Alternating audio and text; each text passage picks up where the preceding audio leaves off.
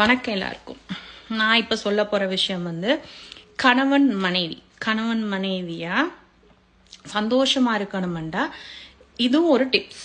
So இது எந்த பாட்டி சொன்ன விஷயம், மற்றது என்னுடைய ஹஸ்பண்ட் அம்மா, அதாவது மாமி சொன்ன விஷயத்த சொல்கிறேன்.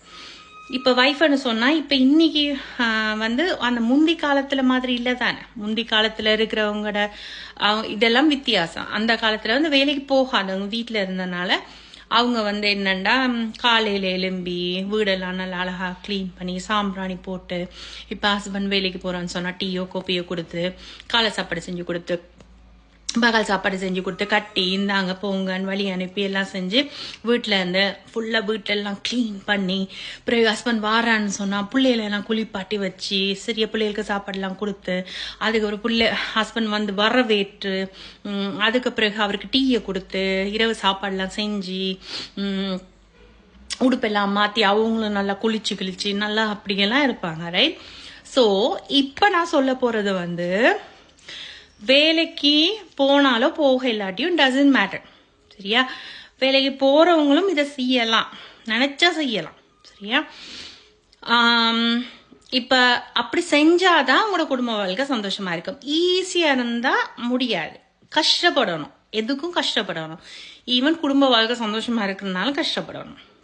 ஸோ முக்கியமாக வந்து பெண்கள் வந்து சொல்லுவாங்க சுறுசுறுப்பாக இருக்கணும்னு. அதாவது வந்து சோம்பேறியாக இருந்தால் அது கூடாதுன்னு சொல்லுவாங்க, தரித்திரம்னு சொல்லுவாங்க.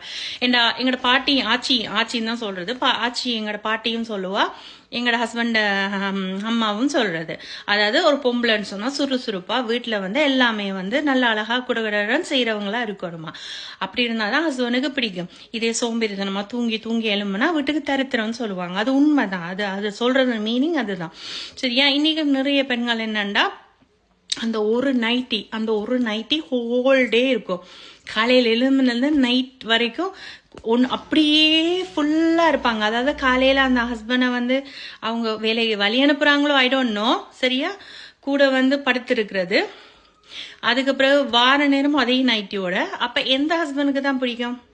அநேகமா ஹஸ்பண்ட் சொன்னா அவங்களுக்கு விருப்பம் எப்படின்னா வேலைக்கு போற நேரம் வழி அனுப்பி, அதுவும் நல்லா இருக்கணும். வெளியில வர நேரம் அதுக்காக மேக்கப் போட்டுட்டு சொல்ல இல்ல, நல்லா இருக்கணும், நல்லா ஒழுங்கான உடுப்புடுத்தி வரும்போதும் கூட நல்லா அழகா உடுத்தி, ஒரு சிலவங்க சாம்பிராணி எல்லாம் போட்டு வீடெல்லாம் நல்லா நீட்டாக்கி அழகா சமையல்லாம் சமைச்சு வச்சிருப்பாங்க, பிள்ளைய கொல்லியப்பட்டு வச்சிருவாங்க. அப்படிதான் விருப்பம்.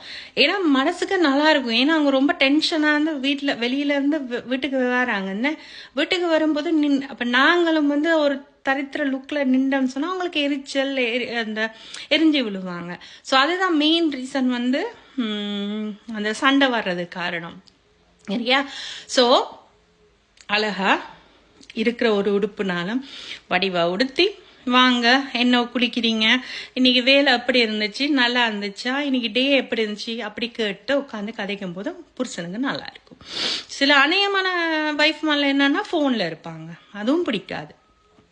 போன்ல கதைக்க வேணாம்னு சொல்லல, கதைங்க. பட் ஹஸ்பண்ட் வரும்போது அவங்களுக்குரிய மரியாதை அவங்களுக்குரியதை நீங்க கொடுக்கணும். ஸோ இது வந்து மெயின் திங். ஸோ இந்த சின்ன டிப்ஸுகளை நீங்கள் ஃபாலோ பண்ணீங்கன்னா உங்களோட வாழ்க்கை நல்லா இருக்கும். ஸோ இது எனக்கு பாட்டி ஏன்னா ஆச்சி சொல்லி கொடுத்தது, என் ஹஸ்பண்ட் அம்மா சொல்லி கொடுத்தது, சரியா மாமி? ஸோ இப்போ வரைக்குமே அந்த விஷயங்கள்லாம் நான் செஞ்சு கொண்டு வரேன், ரொம்ப ரொம்ப ரொம்ப ட்ரை பண்ணி செஞ்சு கொண்டு வரேன். அதனால தான் 20 வருஷ திருமண பந்தத்தை என்னால் சந்தோஷமாக கொண்டு போக முடியுது. ஏன்னா எனக்கு ஞாபகம் இருக்கு, நான் வேலை செய்கிறேன் தான், நான் கிளீனிங் வேலை செய்கிறேன். நான் 18 வருஷமாக கிளீனிங் வேலை தான் செய்கிறேன். இதை தான் நான் ஃபாலோ பண்ணுறேன், சரியா? வெளியிலலாம் அவரை வந்து நான் வந்து கடையில் வாங்குற மாதிரியெல்லாம் வச்சுக்கொள்றதே இல்லை. என்னால் முடிஞ்ச அளவு காலையில் எழும்புவேன், சமைப்பேன், காலை சாப்பாடு பகல் சாப்பாடு ஃபுல்லாக கட்டி கொடுப்பேன். நான் எடுத்துகிட்டு போவேன், பிள்ளைகளுக்கு ஸ்கூலுக்கு அனுப்பி விடுவேன், அப்படியே வருவேன், க்ளீன் எல்லாம் பண்ணுவேன், அதுக்கு பிறகு போவேன், அதுக்கு பிறகு குளிச்சுட்டு அதுக்கு பிறகு சமைச்சு லைக் என்னால் முடிஞ்சதை நான் செய்கிறேன். நான் ஏன்டா என் பாட்டி என் மாமி சொன்ன விஷயங்களை நான் வந்து இந்த காதால கேட்டு இந்த காதால விடாமல் நான் செய்யறனால எனக்கு நல்லா இருக்கு லைஃப். ஸோ இந்த விஷயம் வந்து உங்களால் செய்ய முடியும் சொல்றவங்க மட்டும் இந்த வீடியோ பாருங்க, இல்லை முடியாதுன்னு சொல்றவங்க ஸ்க்ரோல் பண்ணிட்டு போங்க. ஸோ இந்த விஷயத்த, அதாவது எனக்கு பிரயோசனமான விஷயத்த நான் உங்களோட ஷேர் பண்றேன், அவ்வளவுதான். நான் நல்ல விஷயம் தான் நான் சொல்லி கொடுத்துருக்கேன், எதுவும் கூடாத விஷயம் ஒன்றும் சொல்லி கொடுக்கல தானே. ஸோ விருப்பம் இருந்தா இந்த வீடியோவை ஷேர் பண்ணுங்க. உங்களோட குடும்ப வாழ்க்கை சந்தோஷமா இருக்குன்னா இந்த சின்ன சின்ன டிப்ஸுகளை செய்யுங்க. அதாவது ஒரு ஹஸ்பண்டுக்கு என்னென்ன விருப்பம்ன்றதை முதல்ல தெரிஞ்சுக்கொள்ளுங்க. அதோட இன்னொரு விஷயம், வளமையா ஹஸ்பண்ட்மார்கள் பாராட்ட மாட்டாங்க. ஏன்னா அது நார்மலாவே ஆம்பளைல அது வழக்கம். ஆனா பெண்கள் நாங்க என்ன நினைப்போம், நாங்க செய்யறது பாராட்டணுமே, என்ன அவர் பாராட்டுறாரு இல்ல, இட்ஸ் ஓகே, மனசுக்குள்ள இருக்கும். பட் என்னைக்காவது ஒரு நாளைக்கு வெளியே வரும். பட் வெளியே வர இல்லாட்டியும் நீங்க செய்யறத செய்யுங்க, கடவுள் பார்த்து கொண்டிருக்கிறாரு, என்னைக்காவது ஒரு நாளைக்கு உணருவாரு. சரியா? நீங்க செய்யறத. இல்லைன்னா ஒரு சிலவங்களுக்கு அன்பை வெளிப்படுத்த முடியாதவங்களும் இருப்பாங்க. ஸோ அப்படி வளர்ந்த சூழல்ல இருக்கிறவங்க, அப்ப அதாவது அவங்க சின்னத்துல இருந்தே அப்படியே வளர்ந்தவங்களா இருப்பாங்க.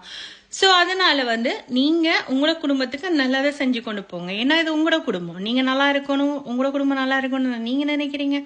ஸோ உங்களுக்கு பிடிச்சதை நீங்க அப்படியே செஞ்சு கொண்டு போங்க.